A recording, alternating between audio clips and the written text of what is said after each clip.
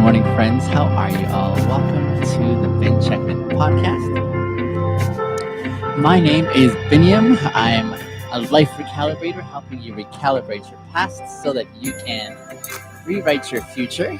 I'm glad to have you guys here on today's episode. Today is episode number 78. Episode number 78. Today is the 20th of October, 2021. It continues to get a bit chillier here in Calgary, Alberta. This morning I had to scrape the frost off the vehicle. But such is how the year transpires here in this part of the world. It gets cold pretty quickly, and we're kind of bracing for the next half a year at least of frigidness. But I'm glad to start the morning off with you guys. This Been Checking podcast has three specific pillars we'd like to cover and give time to. One is the awareness piece, kindness, and happiness. Awareness of ourselves, of who we are, how we are changing and growing over time.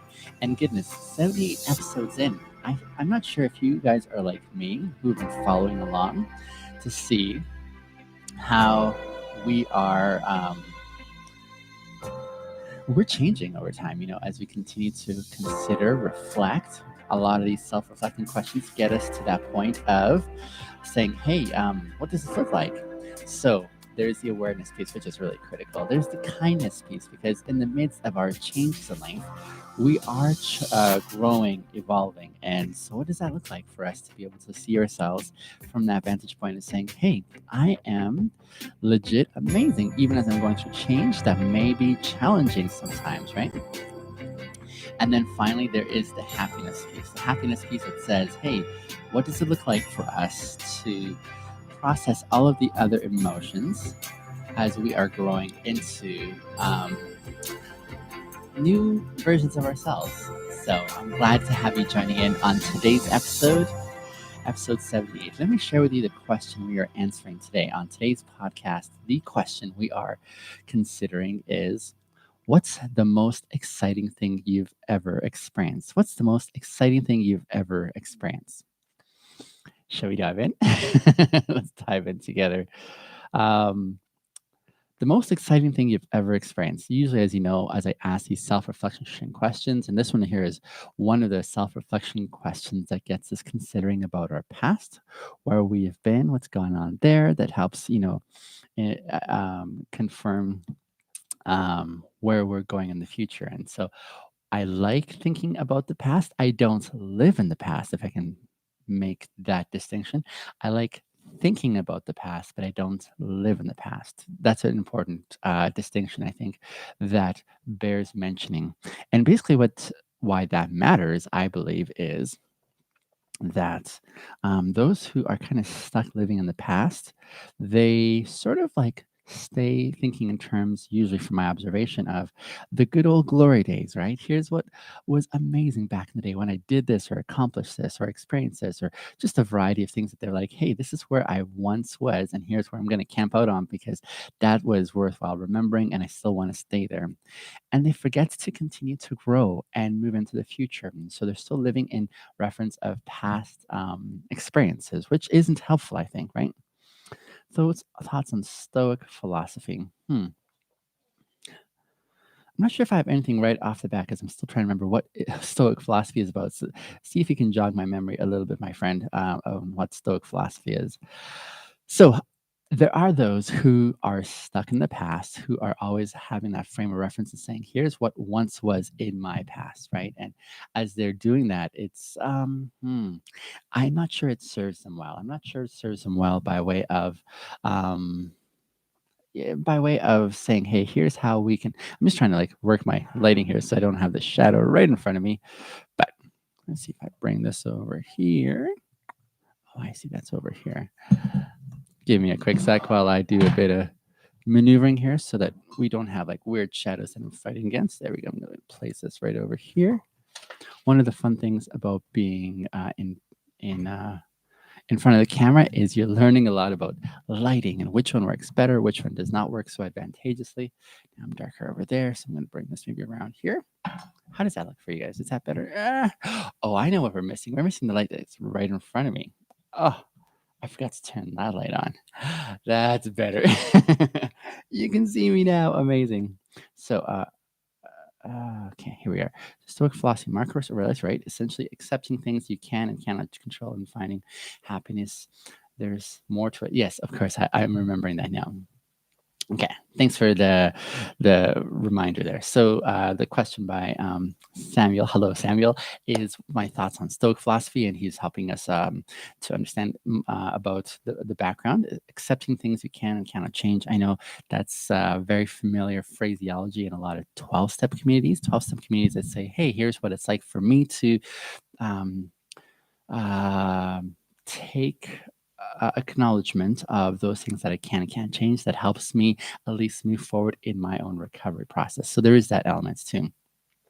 I kind of buy into that frame of mind as well. For me, I am acknowledging a couple of things, Samuel. One, that is that I'm human. In my humanity, I am not comprehensively in control of things that are happening. There's so much that's happening for me in reference of beyond my control, if you will. And if it's beyond my control, like I don't have any other option but to say, okay, that's how it's going to be because I can't control the weather, for example. I can't control someone else's decisions. But what I can control is I'll try to control what's in my own sphere. Usually that's the response that I have to discouraging elements, right? So in my life, this past little while, there's been a lot of discouraging sequential things. I'll tell you the topic, Mimo, in just a second here. So yeah, there's been a few things that are like just beyond my control, and it's kind of crappy. I'm like, I don't know what else I can do more about this scenario, and so I sort of buy into that. It's helped me cope and take responsibility and move forward with what I can't control. And so there's that elements there. So I definitely would say I buy into that philosophy as well. Thanks for the question. The topic today, we are asking what's the most exciting thing you've ever experienced, and I was referencing that this is a question about our past. This is like past tense. What has happened in your past that's been the most exciting thing ever? And I was starting off with a point of saying a lot of people kind of get stuck in the past. They get stuck in the past in this season where it's like, I don't have much to talk about in the present or in the future, but I'm always remembering the good old glory days in the past, what once happened, and what once happened for them was so impacting that they want to stay in that moment. They want to continue living that moment in perpetuity for a long time at the expense of going forward and making new memories and new experiences and new growth and new understandings. And so there's that expression of those who are still stuck in the past at some say very exciting point in their experience. And so there are those who if I had the chance to interact with, would encourage saying, let's move forward from that now. That's wonderful to remember, but memory plays a helpful part, and that is to propel us into future pursuits. Because you experienced that one thing in the past, what's the next thing that you're going to experience that you could work towards and experience in the future? Have you ever been excited for something in the past, but when it came around, you were disappointed? Great question. I've got one right off the bat. So I used to grow up in a church context, and in church context, they have what they call vacation Bible school. So this is in the summertime. They have a special week dedicated where they have activities for kids to come and learn a few things from the Bible through the midst of activities and games and crafts and that kind of thing. A lot of fun for kids. Lots of fun. So you go to this vacation Bible school. It's probably like 2-3 hours a day for a week, and usually they'll have like a present, not a present, but they'll have a prize. They'll have a prize that they'll say, whoever gets the most points that you can earn through the week will have this big surprise at the very end for them, this big prize that is available. So I remember one specific year, actually, this is like every year, the same response, but this one specific year, I really had this excitement for, I can't wait. What is it going to be? And in my mind, I concocted something up. The big prize that year was going to be, do you guys know those plastic toy cars that you can actually sit in and they're battery operated and kids can drive them around like the neighborhood?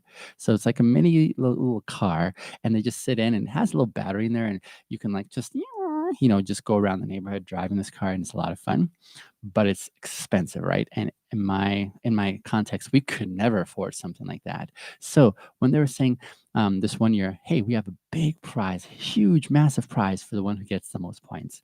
Well, I was driven. I was going to win that first prize because in my mind, I said that prize, it's got to be one of these cars, these battery operated cars. And I worked my tail off that whole week to get the most points. I worked hard to memorize my verses that we were supposed to memorize. I participated. I behaved like I just knocked it out of the park, and I won first prize.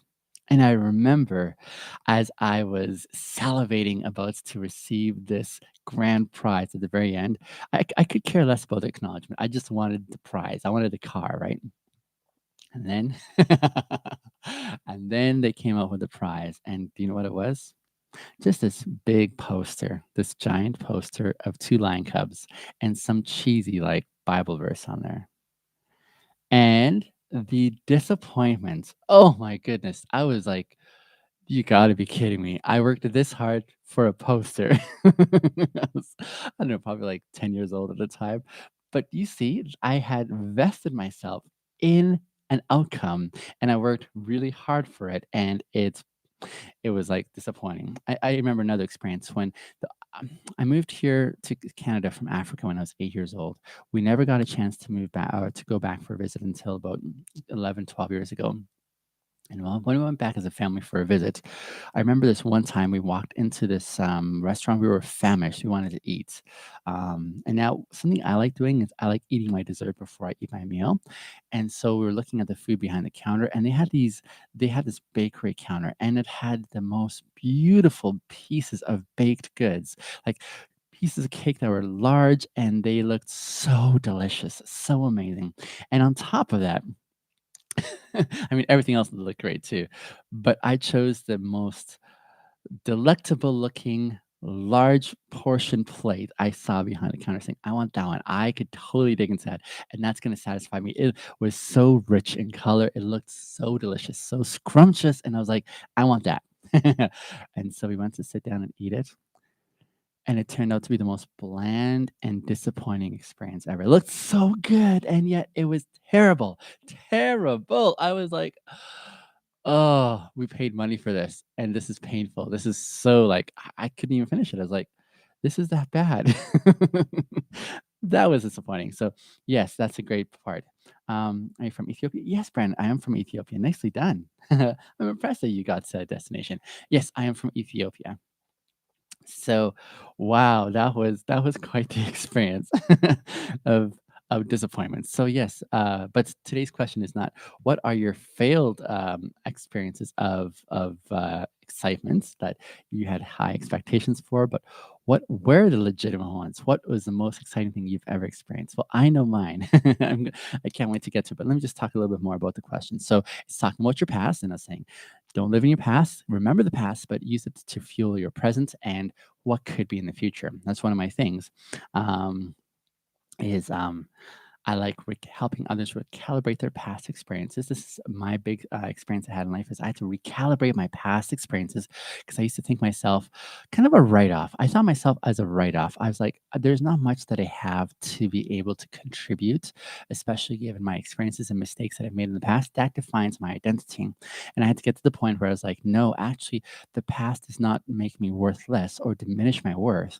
In essence, the past informs the lessons I've learned from my presence. And for me, those are some powerful lessons that I had to learn and come through.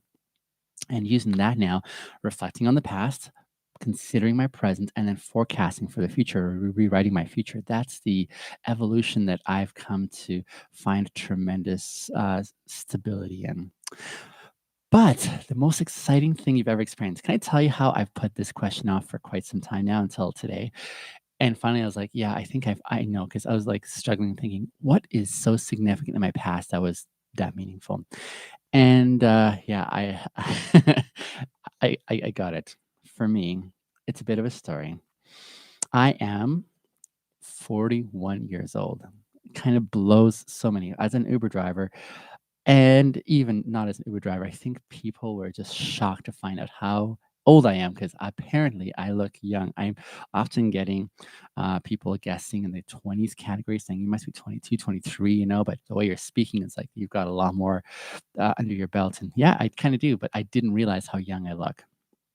I mention that because at 41 years old, when I experienced my first relationship ever, my first relationship, I was 28 years old.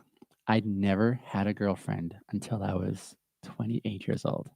Now, that does not mean that I didn't have any romantic interest growing up. I had some significant romantic interests. I had girls that I had crushes on, very powerful crushes. I mean, I was like fantasizing and dreaming about them and longing for what could be. And I just never had the skill set. I'd never been taught. I never had the courage to step up and express my interest and said individuals saying, "Hey, I'm interested for this purpose over here." Did not know how to do that. I was gifted socially. I could make friends with rock, and yet I couldn't express that I had an interest romantically in a girl. And so for my teen years, right into my 20s, I struggled in royal ways in expressing desire for intimacy.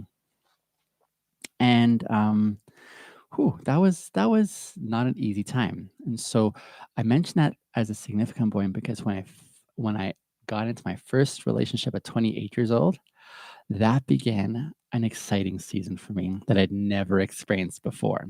Before that point, I had had no one by way of a girlfriend. And I had to clarify that again because apparently my mannerisms, which are very intentional on my part, many people have often wondered after observing them saying, "Are you sure you're not bi or gay?" And I'm like, "Yep, I'm fairly certain."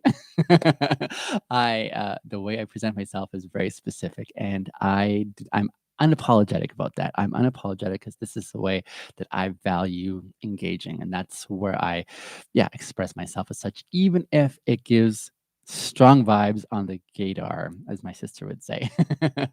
I'm not offended when people are like, "Are you sure?" I'm like, "Nope, I'm pretty sure." And I don't take offense because I also want to acknowledge that comedian saying, I never want to speak disparagingly and saying, "No way, I'm not gay." No, no, no. There are others who have different expressions of interest that may not resonate with mine. And I'm never gonna yuck somebody's yum, as some of my friends would say. So I had always desired girlfriends and I had never experienced one. It was in my 20s that I started reading some books on relationships and formulating what my way of thinking about relationships could look like. And so had some very high ideals. It was really interesting. Maybe we'll talk about that another time. But when I first got into my relationship at 28 with a girl who became my wife a couple of years later, that was like so intoxicatingly like out of this world. I was like, I can't believe how exciting it is that I can express romantic interest in someone and they're going to respond in the same way, saying, "I'm also interested." That blew my mind. Can I tell you, that was probably the beginning of a very exciting season that culminated. There's a culmination point here that I want to get to with you guys, okay? But I was so stoked. Like someone said yes. And she was probably my third one that I'd asked because there was two other girls before her, maybe when I was 27, that had said, "Okay, I think I have the confidence to ask and express interest in a girl." And the two girls before, though, yes for me, had both said no. So I was like, okay, no problem. And I'd prepared for those kind of responses too. But when it came to this individual, I was like, oh, hell yes. Where are you from? I'm from Ethiopia originally and grew up in Canada on the West Coast. So, yes, I was so excited, and I was moving in this zone as if I was walking on cloud nine. Let me give you a specific story. This is you'll enjoy this story. Okay, so this is very early on. I'd asked her out. The way I asked her out was first of all, I asked her out for a couple of walks. We'd gone for about 5, 6 date walks in the park in the city where we were living. And as we were there, that's how I'm like, "Oh, man, I'm really enjoying this. I'm really enjoying this." But my conviction at that time, based on what I've been reading in the books, which was, a certain way of thinking, was, "Okay, I need to express my intentions to this girl." So even to this day, I don't like the idea of ambiguous dating. When I'm asking for someone's heart, I'm like, "No, I want them to know what I'm asking for here. I want them to know what my intentions are." So even to this day, when I express interest in the girl, I say, "Hey, I'm interested in dating you. I'd like to see how this goes, but I don't want you to be in the dark about what my intentions are. I'm interested romantically, and I'd like to see where this goes." That's kind of how it usually goes. So I'd done this with this girl by the sixth date, saying, "Hey, I'm interested. I'd love to see how far this goes. I would especially love to consider marriage at some point in the end because I was like really serious about her." And so, oh man, she said, "Let me get back to you." She took in my memory, in hers it was shorter, but in my memory, I think it was like a few weeks. So I'm like, "Yeah, no worries. You take your time." And then I remember my group of friends and her group of friends, we'd all decided to go together, meet each other, and go for dinner. Just to get acquainted on both sides and meet each other because my friends had heard me talking about her and they were interested in meeting her. Her friends had heard about me and they were interested in meeting me. And so we went for this mutual dinner over at one of the restaurants. And then after the dinner, it's time for us to say goodbye. We're going to part ways, me and her group of friends and my group of friends. So our group of friends sort of like they gave us some space. They walked ahead, to leave us, some privacy or whatever, so we could say our goodbyes because we are going in opposite directions. And so I said, "So that was fun and delightful. Thank you for a lovely evening." And I kind of just gave her a hug, and then we parted and went our opposite ways to join our friends. I'm I'm getting to a point here, guys. So just hang on. Um, and then, as I joined my group of friends, they said, "So, did you kiss her?" I'm like, "What?" Because here's the thing. Remember, I'd never dated till I was 28 years old. I did not know how this goes. And one of the things I was super sensitive about was doing something against the girl's wishes without, like I was really sensitive about that zone. And so in my mind, I'd never conceptualized even making such a move on a girl, like to audaciously just go ahead and kiss her without even asking her. Or I mean, I could have asked her, but I didn't.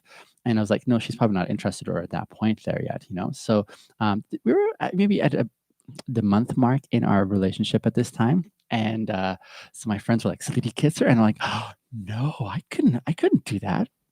And they looked at me with incredulity and they're like, "Biniam, you didn't tell me at least like hugged her or something." I'm like, "Yeah, I definitely hugged her." And they're like, "Oh, Biniam." So they're like, "Biniam, if you're not expressing interest physically, she's gonna wonder if you're really into her," is what they were saying. You should totally move ahead on that one. And I was like, "Are you guys serious?" They're like, "Yeah." They're like, You're telling us you've never kissed a girl." I'm like, "I have never kissed a girl. I've never French kissed a girl. I have no idea how it goes." Like, "You've never like," and so they went into some, crass ways of describing what goes on, and they're like, "You've never?" I'm like, "No." They're like, "Biniam, you probably should revisit this one here, like, pronto, lest you are going to, lose some opportunity here." So I was like, "Holy crap, maybe I don't know how this goes. Maybe I'm the one who's out to lunch on this. I better find out." So I was stressing out about it for the rest of that evening. This is on a Saturday night, okay? That night, I think after stressing out and, like, mulling it over in my mind for till maybe, like, I think it was maybe about, I don't know, 12 o'clock midnight or 1 o'clock. Then I sat down on my computer, typed out this long, like 5-page email saying, "So here's a conversation my friends and I had, and here's what they're saying. And I mean, for my part, it's a hell yes. I would love to move into this zone. And yet I don't know if this is the way things go. So I just want you to know that I want to honor your space and at least express my interest, saying, I might be missing something. If you're interested, I would love to, move to this next stage here. And if not, that's totally okay. And I'm even scared to ask for the kiss, but would you be willing at least to let me hold your hand, like, as a lover's embrace, holding hand? Can you see how I was overthinking this? It was a long email, just kind of like mental diarrhea of sorts. And finally, I sent it off and I was like, "Okay, we'll find out because I'm going to see her the next morning at church, because I was going to ask, can I sit beside you and maybe hold your hand?" That was the very thrust of this whole email. But I'm very, yeah, I overthink things. So the next day at church, for the first time ever, I got to hold her hand. It was it was amazing. It was so good. I was not listening to the pastor's sermon at all. I was just kinda like, "This is a really cool experience. I get to hold her hand." And most of you are like, "Oh my goodness, is it?" like you're just thrilled to hold her hand, and that's it. I was blown away by that. Yeah, I was on cloud nine. And then I think a few dates later, when we were on one of our walks, we sat down beside the river, and then she'd said to me, "So about that offer for a kiss, I think I'm now ready for my kiss." And that was the first kiss I'd ever experienced with a girl when I was 28 years old. Wow, it was, it wasn't really awkward, but it was clumsy, and we were trying to go through it, and it was exciting. It was super exciting. Again, the question for you guys for coming on is, what's the most exciting thing you've ever experienced? I remember remembering mine in the past, and it continues to inform me who I am today. That case was exciting. Oh my goodness. So there's a progression here. My first relationship ever. What? I get to be in a relationship with a girl and she's expressing romantic interest in me. Mind blowing. And then the progression in that relationship of, I got to hold her hand. Holy crap. I'm not going to wash his hand for, anyway, something along those lines. To the first kiss ever. Holy crap. That was, whew, yeah, that was still memorable. I still remember the very bench on that pathway that we've been walking on where we sat down, and oh, that was something stellar. Now, that wasn't the most exciting thing. What was the most exciting thing I've ever experienced?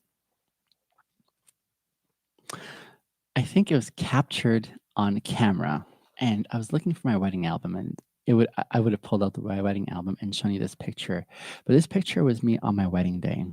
On my wedding day, standing there waiting. She hadn't come into the auditorium yet with her dad. So I was waiting there with my men, right? And we're just kind of waiting. And then all of a sudden, the music changes, and it's the announcing of the bride with her dad. And when the doors opened and she walked in, the camera person knew where to point that camera. She took this picture of me, and it was just captured on my face. This look of stunned excitement, like kind of like I was you could definitely tell from that picture, I was just captured in that moment of excitement incarnate. I was, holy crap, like, I get this. And so that was probably the most exciting thing I've ever experienced. It was a buildup through the whole relationship to that point where we got married. And wow, it was unbelievable. It was fantastic. That was the most exciting experience I've ever had. Now, as I reflect on that exciting experience, I mean, we're not together anymore, sadly, and I had to learn some difficult lessons along the way relationally, and I'm taking responsibility now for my contribution and why we're not together anymore. And so some of you know that story too, and how I still esteem and admire her. She's the mother of our three kids, and she's one of the people I value most in the way that she is as a human being. She's just an amazing specimen. But since then, I've had many other excitements, a lot of other excitements. But as far as the most exciting one, that was it right there. And that was a significant first experience for me that made it super exciting. I think those exciting moments are fantastic when we get access to them, because it reminds us that in the midst of life that is more challenging than not, there are unexpected things that come along the way. And then there are also planned things that come along the way that give us that sense, that boost, that internal sense of a jump start, like, whoa, amazing, like whether it's unexpected or whether it's planned. And when we are able to enjoy those moments, that's one thing. To be able to be in that moment and not miss it, to be able to enjoy it, whether you're watching your team, Brandon, winning their championship, or whether you're watching a friend make it to some echelon and you're super excited for them, or whether you're experiencing something for yourself where you're like, my life has just changed in a significant way. Those moments are worthwhile enjoying in the moment, because when you enjoy them in the moments, you're like savoring it. That moment eventually gets into the past, but that go flames go. And then when it goes into the past, you're like, that was wonderful, but that doesn't mean I have to get stuck there. For my part, I know I could get stuck in what once was over here, but then that would handicap my ability to move forward in life, to be able to experience new things that are coming. Because can I tell you that it wasn't just that one experience, there's still more in front of us. And how do we get to those other exciting ones? We continue to go through in our present moments, reflecting on what's coming our way, processing what comes our way. and engaging in a very active way. So live life on purpose, friends. Live for these moments right now because they go move into the past and we continue propelling ourselves forward. Thanks for joining me. Love you guys. I will see you on the next episode tomorrow. Have a great Wednesday.